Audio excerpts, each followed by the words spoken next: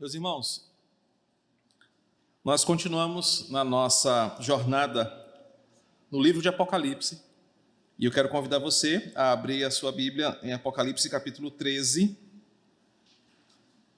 Hoje tentaremos, pela graça de Deus, caminhar dos versos 11 ao verso 18, rogando que o Senhor nos ensine nesta unidade aquilo que a sua palavra nos apresenta. Apocalipse 13, versos de 11 a 18. Vi ainda outra besta que emergir da terra. Tinha 2 chifres, parecendo cordeiro, mas falava como dragão. Ela exerce toda a autoridade da primeira besta na sua presença e faz com que a terra e os seus habitantes adorem a primeira besta, cuja ferida mortal havia sido curada. Também opera grandes sinais, de maneira que faz até descer fogo do céu sobre a terra diante de todas as pessoas. Seduz aqueles que habitam sobre a terra por causa dos sinais que lhe foi permitido realizar diante da besta, dizendo aos que habitam sobre a terra que façam uma imagem à besta, àquela que foi ferida à espada e sobreviveu. E lhe foi concedido poder para dar vida à imagem da besta, para que também a imagem da besta falasse e fizesse morrer todos os que não adorassem a imagem da besta. A todos, os pequenos e os grandes, os ricos e os pobres, os livres e os escravos, faz com que lhes seja dada certa marca na mão direita ou na testa, para que ninguém possa comprar ou vender, senão aquele que tem a marca, o nome da besta ou o número do seu nome. Aqui está a sabedoria. Aquele que tem entendimento, calcule o número da besta, pois é número de ser humano, e esse número é 666. Vamos orar? Espírito Santo, que texto fantástico. Certamente o Senhor tem muito a nos ensinar nesta manhã. Por isso, ilumina o nosso coração, para que possamos sair daqui entendendo o que a Tua palavra alerta para a Tua igreja. Longe de toda a arrogância, nós viemos humildemente clamar para que o Teu Santo Espírito, o Senhor sobre nós, nos conduza a Ti nesta manhã. Em nome de Jesus. Amém. Meus queridos, o capítulo 13 de Apocalipse já nos introduziu, pela visão do apóstolo João, de uma nova estratégia e também de um novo personagem usado por Satanás em sua obstinada tarefa de perseguir a igreja. O capítulo 13 nos apresenta uma besta que emerge do mar, dos versículos 1 ao versículo 10, que com a sua artimanha e seu poder voraz tem disseminado mentiras com a finalidade última de captar adoradores para a besta. A mensagem de alerta dos versículos 9 e 10, com que João manifesta essa exortação à igreja, revela para nós como será difícil para a igreja manter-se fiel diante da amplitude da ação da primeira besta. O alerta joanino é que será muito difícil para a igreja conseguir manter-se fiel e pura diante dos ataques da besta. Mas, ao mesmo tempo, ele reforça que a fidelidade e a perseverança são as marcas da verdadeira igreja.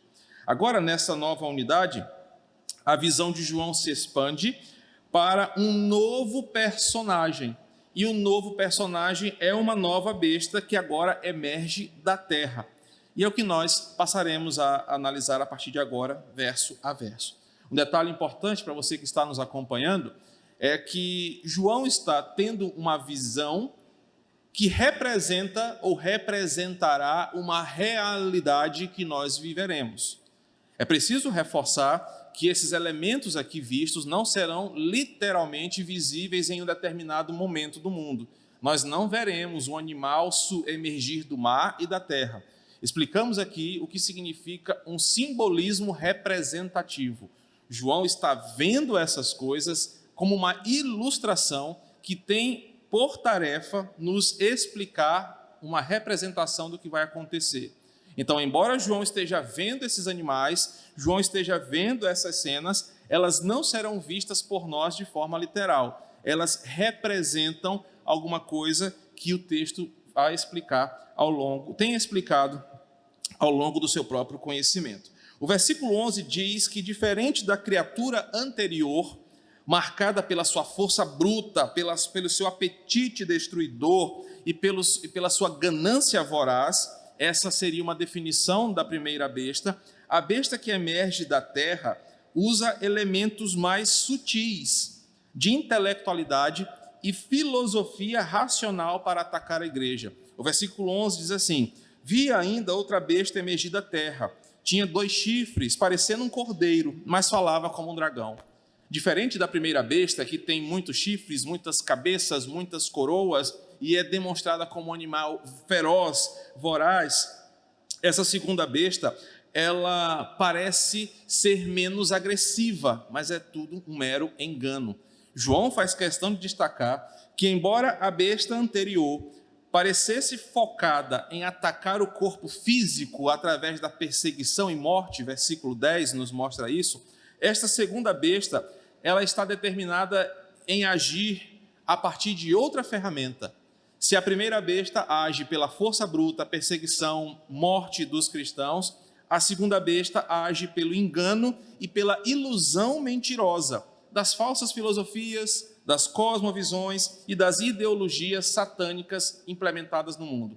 Por isso que João destaca que essa segunda besta, ela tem uma aparência de cordeiro que vai nos mostrar uma semelhança enganadora que quer confundir, se possível, até mesmo os cristãos, mas observe o detalhe, ela fala como um dragão.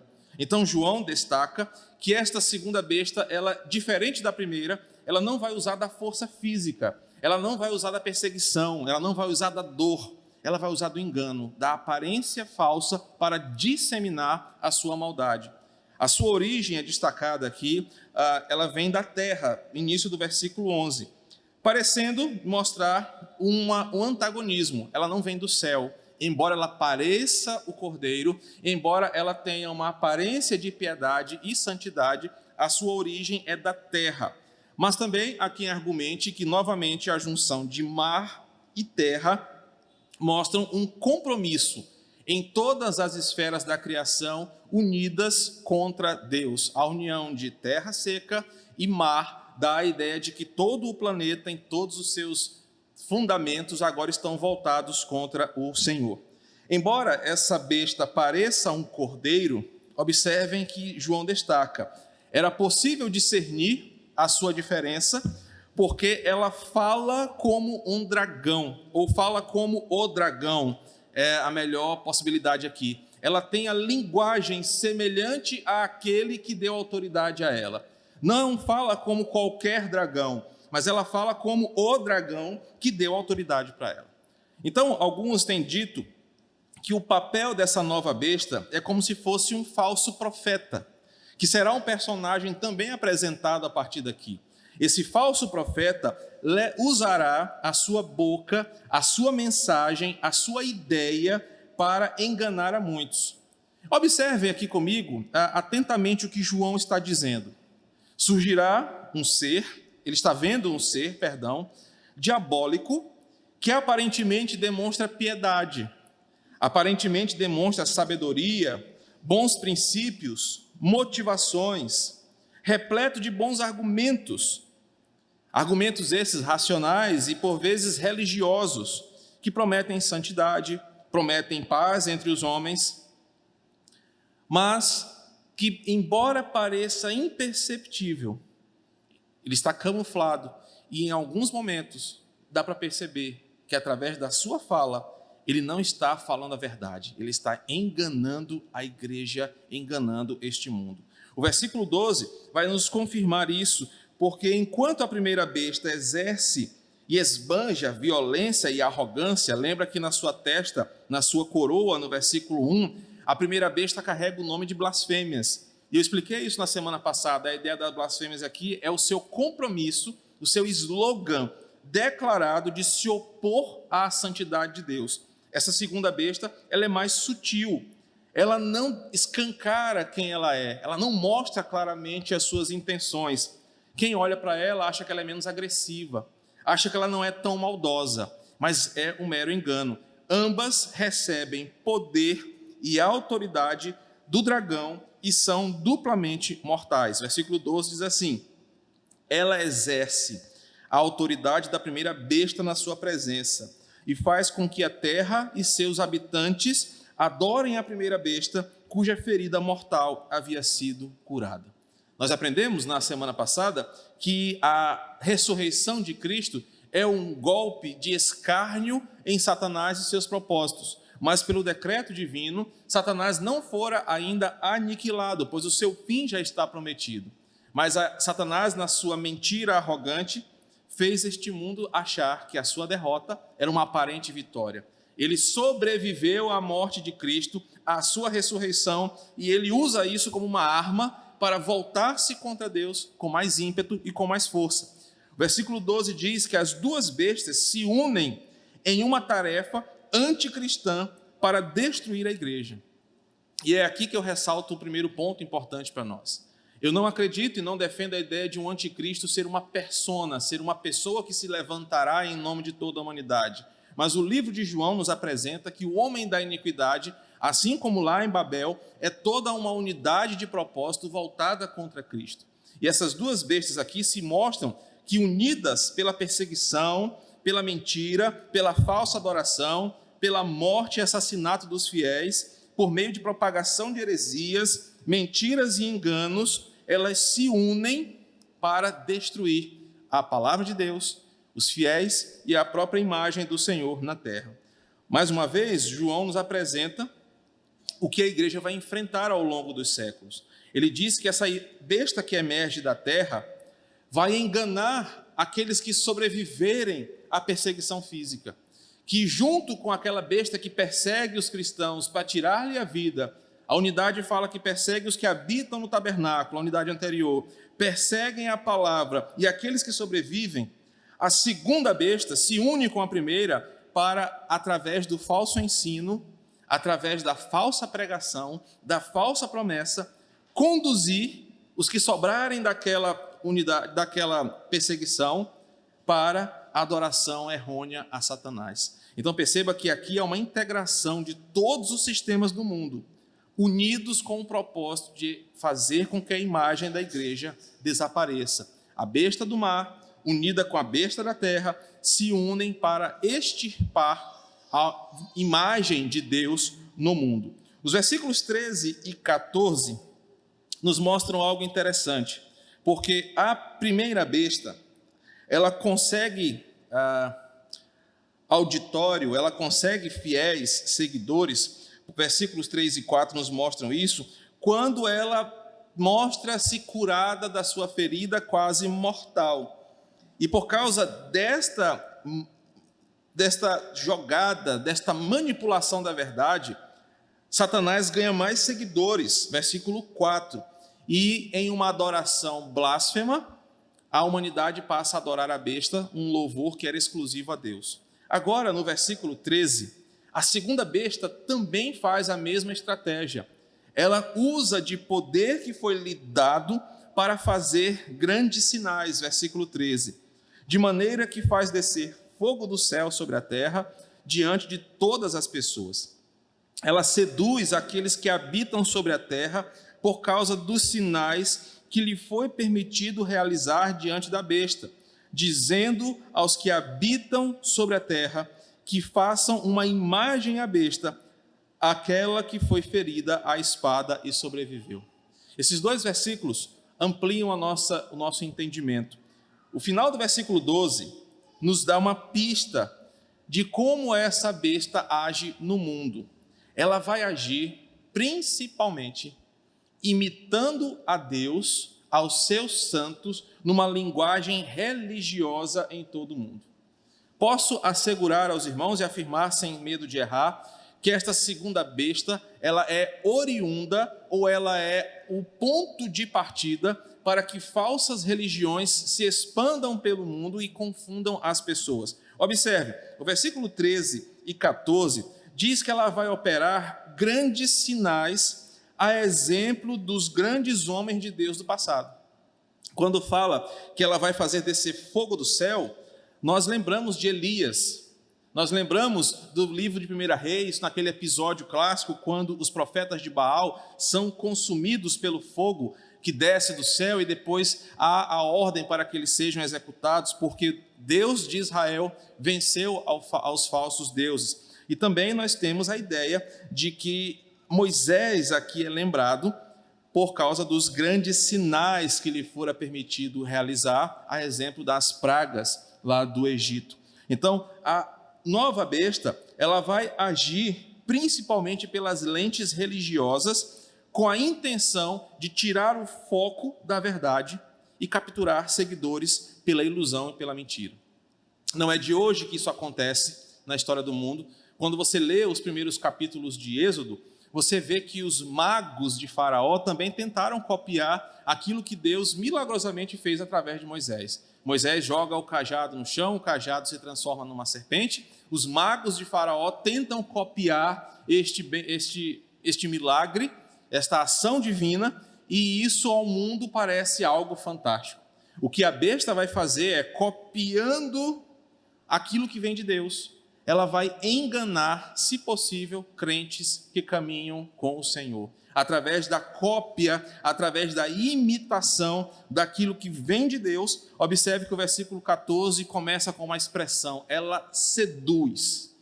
E a utilização desse verbo aqui por João é muito importante, porque Jesus já alertara seus discípulos sobre como essa besta agiria quando o fim estivesse próximo. Como tarefa de casa, você pode ler Mateus 24, acho que está fácil aí para o Anderson Bryan projetar aí, Mateus 24, versículos 23 e 24. Jesus disse assim, Mateus 24, 23 e 24. Então, se alguém disser a vocês, olhem, aqui está o Cristo, ou ali está ele, não acreditem, porque surgirão falsos cristos e falsos profetas, operando grandes sinais e prodígios para enganar, se possível, os próprios eleitos. Jesus já falara que no fim dos tempos, essa besta agiria de forma ainda mais sedutora, enganando, se possível, homens e mulheres que caminhavam com o Senhor. A segunda besta, já disse um importante comentarista, é uma imitação daquilo que acontece na igreja, é uma imitação do próprio Espírito de Deus. O alvo de ataque será exatamente um público muito específico. E é aqui talvez o grande ensinamento desta manhã. Quem são aquelas pessoas que no versículo 14 serão seduzidas por essa besta? Aqueles que querem sempre algo além da palavra. Aqueles que não se satisfazem e não se contentam em permanecer na palavra de Deus. Não é à toa que o próprio apóstolo João, no seu evangelho e nas cartas que ele escreve para as suas igrejas, ele reforce a ideia de que o verdadeiro crente permanece no ensinamento bíblico. Aqueles que estão atrás, aqueles que estão procurando sinais, maravilhas, coisas novas, novas unções, novos poderes, novas oportunidades, tudo que extrapole a palavra, esses serão aqueles que serão seduzidos pela curiosidade religiosa. Então, quem são aqueles que permanecem na igreja, que serão seduzidos por esta besta? Aqueles que não amam a palavra, mas querem algo mais do que a palavra. É aquele tipo de crente que vive atrás de mistério em igreja.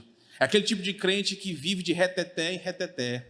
É aquele tipo de crente que quer procurar a palavra de bênção, é palavra profética, é ato profético, é isso e aquilo outro. É aquele tipo de crente que não se senta numa cadeira para estudar a Bíblia.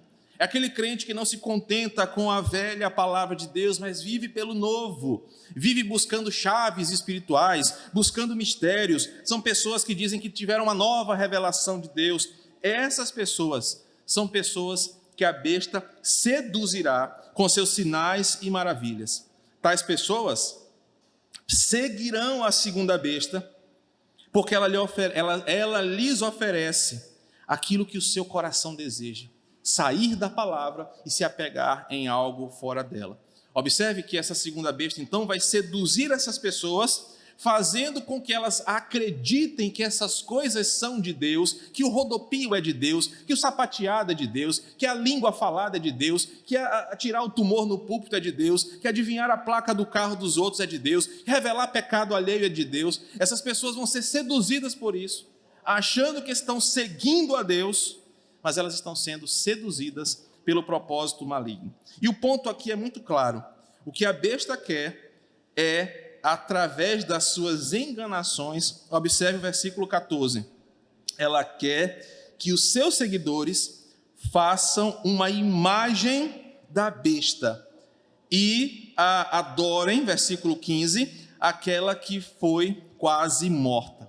O versículo 14 mostra o verdadeiro propósito de Satanás. Através do engano religioso, dar vida à besta. Talvez os mais novos aqui não acompanhem, talvez só assim da idade de Maciel, da minha para cima. O primeiro filme do Conan, quando o Arnold Schwarzenegger era novo, né, aí o Chicó lembra, tinha até o Bombata, um negão forte, né? A história era muito legal, filmes eram bem feitos naquela época. Tinha uma imagem de pedra, depois vocês vão ficar curiosos, vão querer assistir o filme, né? E o Conan e a sua equipe foram capturar um chifre que, colocado naquela imagem, trazia aquela imagem à vida, né? Só os mais antigos vão lembrar desse filme aqui. E nesse filme dá errado, né? Porque o Conan consegue arrancar o chifre e o que era uma imagem belíssima vira um ser, uma aberração. E a ideia que João usa aqui é parecida com essa ilustração. Eu lembrei do filme quando preparava essa mensagem aqui. Porque a ideia da besta aqui é tornar algo inanimado, algo que não tem vida, algo que não é verdadeiro, em algo que cative as pessoas.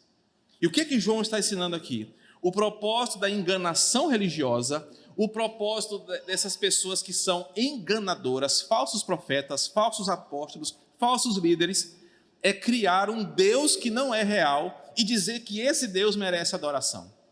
Que Deus é esse? É o Deus do neoapostolado. É o Deus da teologia da prosperidade.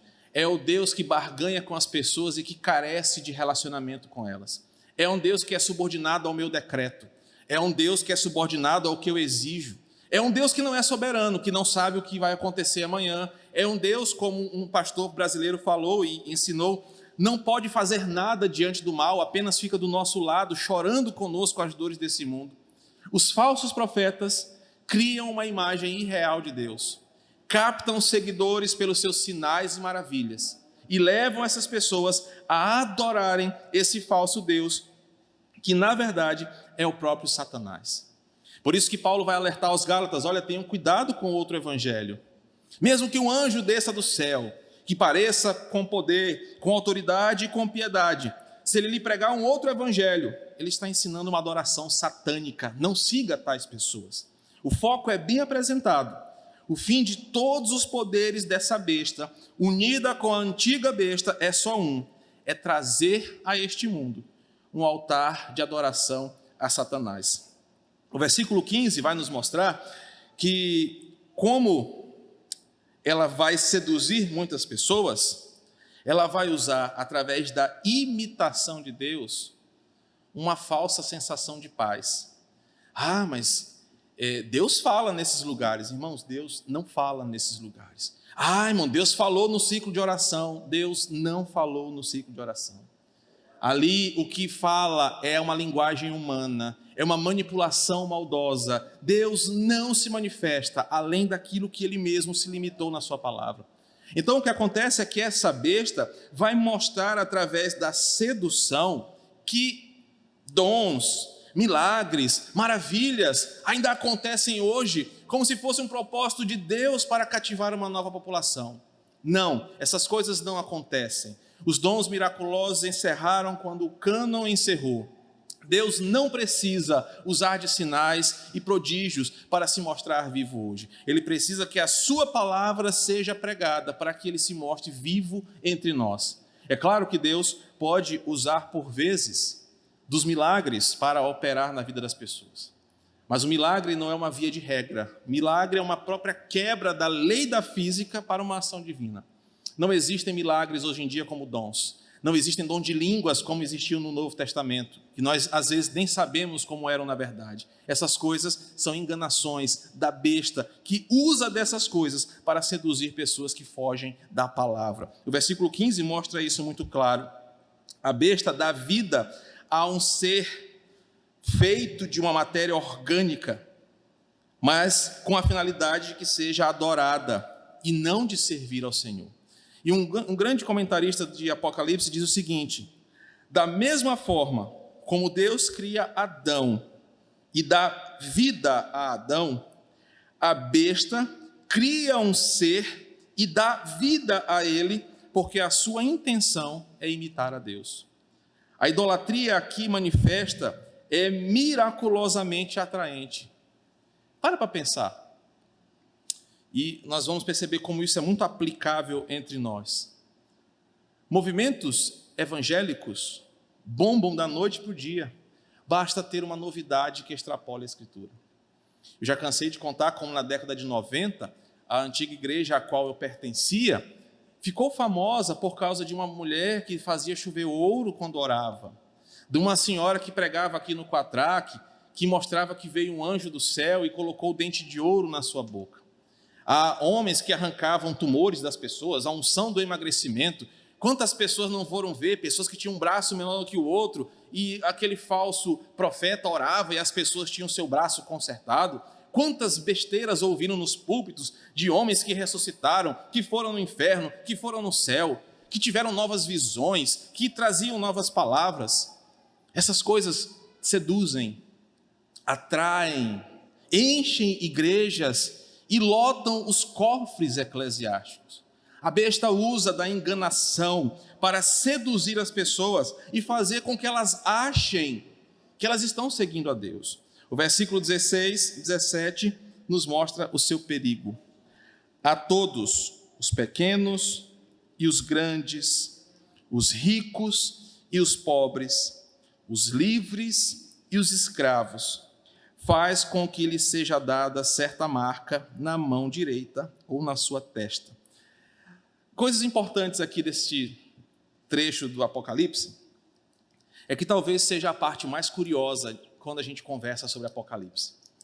As pessoas querem saber o que é a tal da marca da besta e o que significa o número 666. Então, eu vou tentar apresentar uma possibilidade hermenêutica para os irmãos aqui, mas vocês vão entender como isso se conecta com o todo. O que a besta faz é o seguinte: ela vai captar seguidores fiéis, ferrenhos, defensores da sua teoria. Então, possivelmente, se um neopentecostal assistir o que eu estou dizendo, vai dizer: está vendo aí, está se levantando contra fulano. Está vendo aí, esse aí é um falso profeta que está assumindo o púlpito. Eu nunca vi pastor com tatuagem está pregando a palavra de Deus. Vão levantar alguma coisa assim. Porque os seguidores do outro lado, os seguidores da besta, são fiéis, são fanáticos religiosos seduzidos pela enganação do diabo. E o que acontece é que o versículo 16 e 17 mostra o ponto mais alto até aqui. Primeiro, porque essa é a parte do texto que mais a gente fala e por vezes não entende o que quer dizer. E segundo, porque ela mostra o grau de perigo dessa segunda besta. Pessoas de todas as classes, tribos, línguas e nações serão induzidas e seduzidas pela besta. Isso é uma verdade. A besta não vai ganhar só os intelectuais. Ela vai se expandir por toda a terra. Como ela trabalha com imitação, assim como Deus falou para que a sua palavra fosse pregada aos 4 cantos da terra, a besta também leva os seus seguidores a caminhar pelos 4 cantos da terra. Ela está imitando a Deus. Então a falsa mensagem está chegando em todo o mundo. Pode ser falsas religiões ou até mesmo um falso evangelho. Essa besta está levando a sua palavra aparentemente boa para todo mundo. Entretanto, a prática que nós vamos ver diz o que ela exige das pessoas. Observe o versículo 16 comigo com mais detalhe. Após falar da universalidade da sua missão, pequenos, grandes, pobres, ricos, livres, escravos, o versículo 16 fala que a besta fará com que os seus seguidores ganhem uma marca na mão direita ou na testa. Para você que acha que é um chip de celular ou é um chip subcutâneo, a ideia aqui é um pouco diferente. Embora muitas conjecturas futurísticas já foram dadas a esse texto, o termo certo seria anacronismo. Mas para que você entenda com mais clareza, é pegar uma coisa do futuro e tentar dizer que João estava aplicando isso aqui. A ideia aqui é uma alusão de uma antiga prática muito comum antes de João e nos tempos de João, que era a de marcar, ou com uma técnica chamada escarificação, ou com a mesma tatuagem, escravos desobedientes, escravos obedientes, soldados leais, líderes de batalhões e devotos religiosos. O que acontecia no mundo antigo era mais ou menos assim: se você tinha muitos escravos e os seus escravos transitavam entre as propriedades, você marcava os seus escravos com uma inicial feita numa chapa quente, coisa que hoje é muito comum nas fazendas fazerem com o gado. Isso é chamado de escarificação. Você esquenta aquela chapa, geralmente com algumas iniciais, e encosta na pele do gado ou da pessoa, e onde aquela pessoa vai, aquela cicatriz em forma de letra, sabe quem é o seu dono. Isso era muito comum desde a época dos persas, e era uma coisa culturalmente aceita e popular naquela época.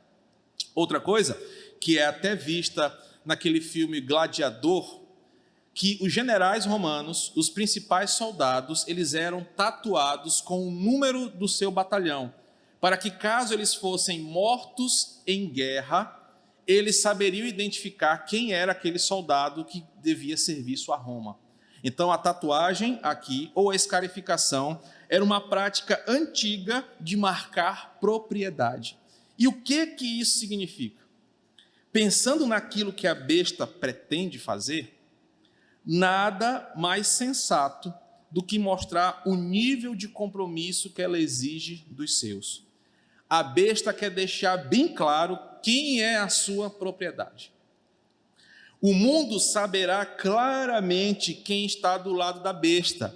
O mundo conseguirá ver claramente quem são os seus, porque as pessoas que foram seduzidas pela besta, elas são leais, elas são ativistas, elas têm privilégios e regalias, porque o mundo jaz no maligno.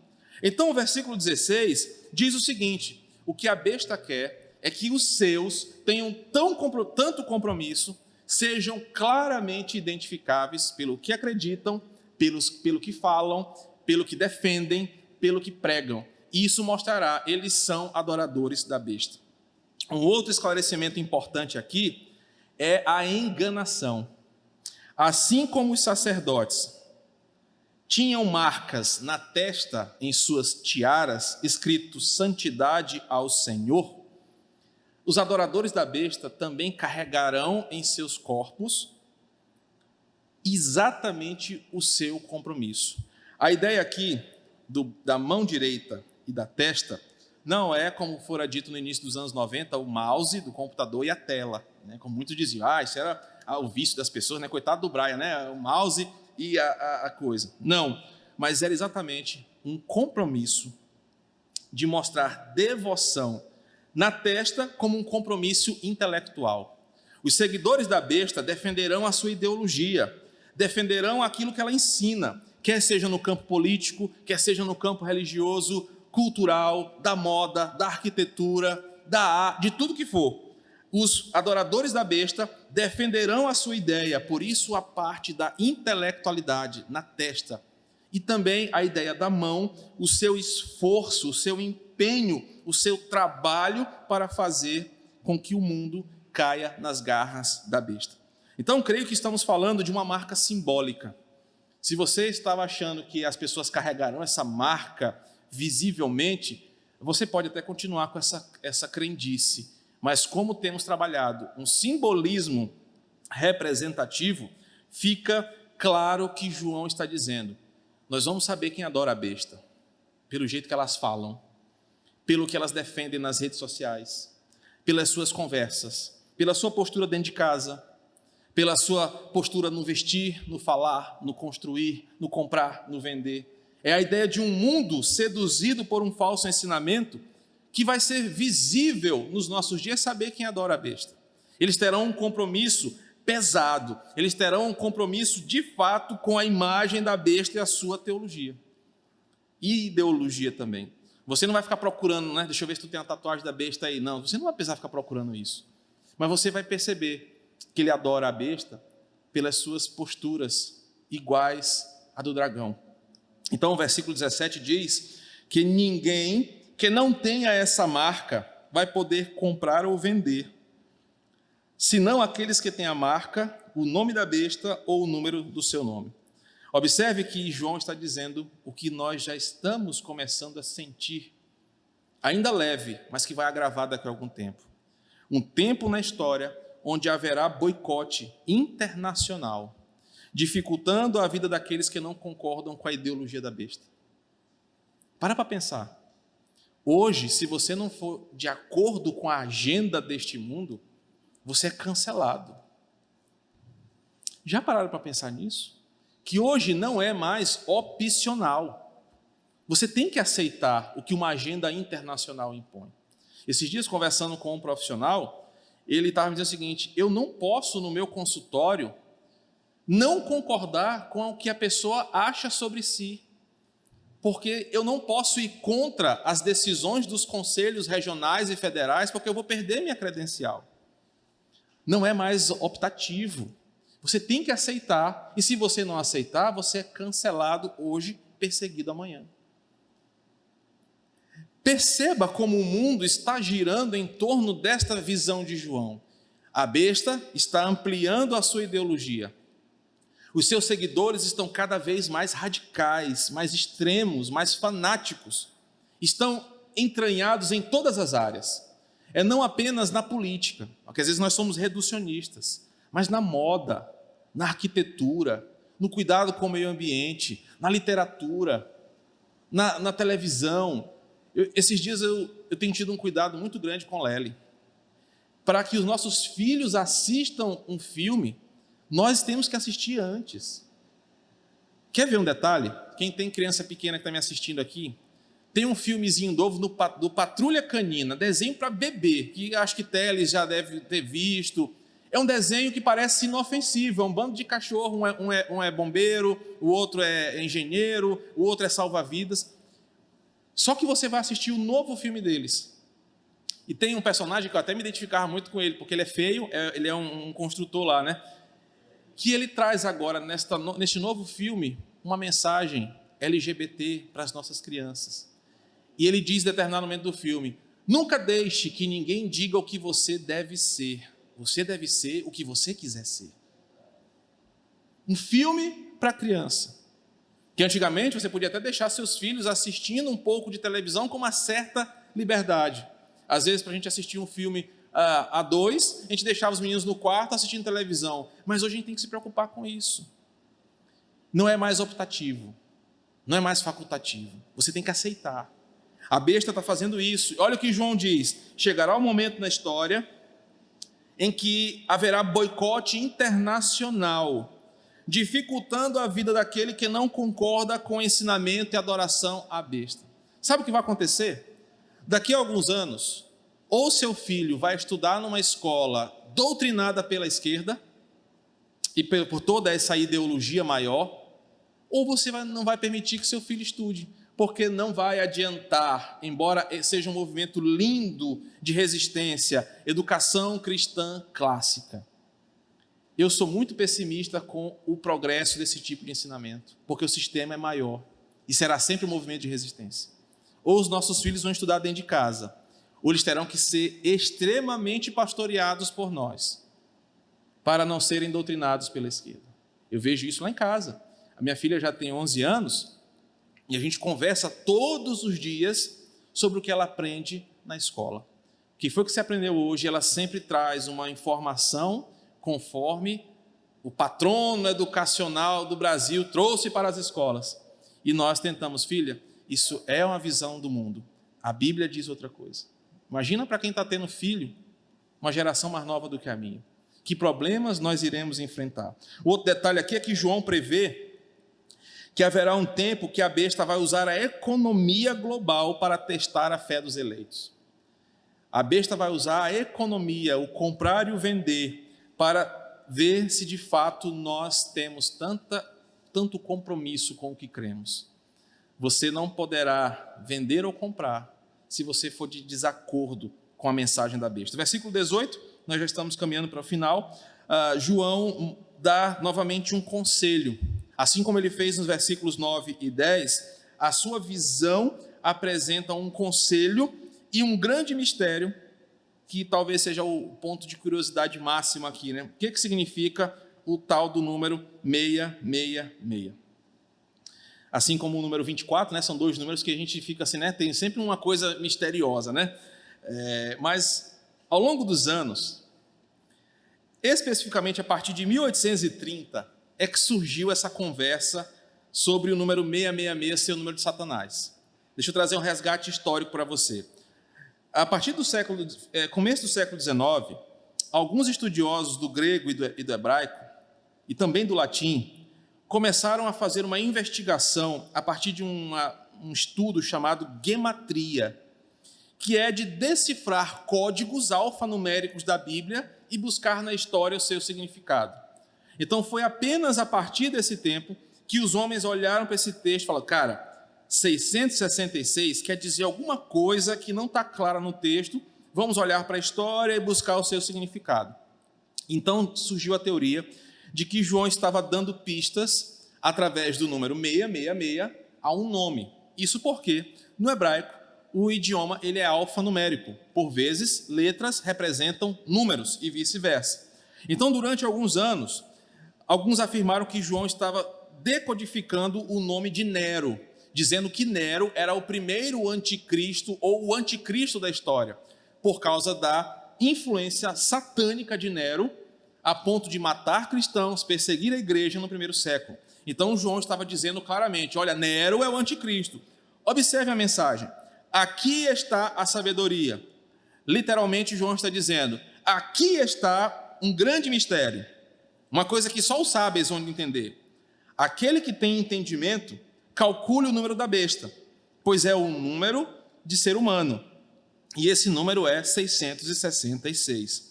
Então muitos estavam dizendo que João estava dizendo, olha, cuidado com Nero, Nero é o grande anticristo, ele vai destruir a igreja. Outros estudiosos colocaram nomes como Hitler, como Stalin, como Alexandre, e foram achando nomes ao longo das eras para esse 666. Como é a melhor interpretação, ao meu ver, que condiz com tudo que nós temos apresentado aqui? É uma proposta mais simples, mas também mais condizente. Algo útil não apenas para aquele tempo, algo útil para nós hoje. Como que eu posso entender isso? Pois bem, durante todo o capítulo, João vem mostrando a intenção da besta. E qual é a intenção da besta? É se igualar a Deus. Ele quer adorar, ele quer ser adorado como Deus é adorado. Por isso ele imita a Deus. Ele quer ser adorado em todo mundo, como Deus também quer ser adorado em todo mundo. Através dessa visão, João diz que a besta sempre enganou o mundo para se parecer com Deus. O número 7, na cultura judaica, representa a perfeição, a completude. Nós já estudamos isso aqui. Os 7 candelabros, as 7 igrejas. João usa desse hebraísmo aí para fortalecer a ideia que os judeus entendiam. O 7 é o número da perfeição, o número de Deus, os 7 Espíritos de Deus, o número que liga o número à completude de Deus. Na mesma cultura hebraica, o número 6 tornou-se um símbolo de tragédia e de juízo iminente. É por isso que todas as vezes João fala das 7 trombetas, ele fala da 6ª e diz a 7ª é a pior. Toda vez que João usa um grupo de 7, o 6 representa o caos, o juízo iminente. Então entenda a lógica que João está dizendo aqui. Enquanto o número 777, já visto em outras situações, representaria algo perfeito, pleno, divino, o número 666 representa o fracasso, representa o engano e a coisa incompleta que a besta quer fazer. João está dizendo exatamente o seguinte: o povo de Deus deve estar atento aos enganos de Satanás. Aqui está a sabedoria. O crente que não é firme na palavra, olha, enquanto o pastor Márcio fica só falando de Apocalipse, na igreja de fulano ali, ó, tem uma profeta lá que ora, quem está com câncer é curado, quem está com tumor é liberto, quem está com mal olhado sai, com espinhela caída é curado, lá é que é bom. João está dizendo o seguinte, olha, quem de fato está firmado na palavra, preste atenção nos detalhes.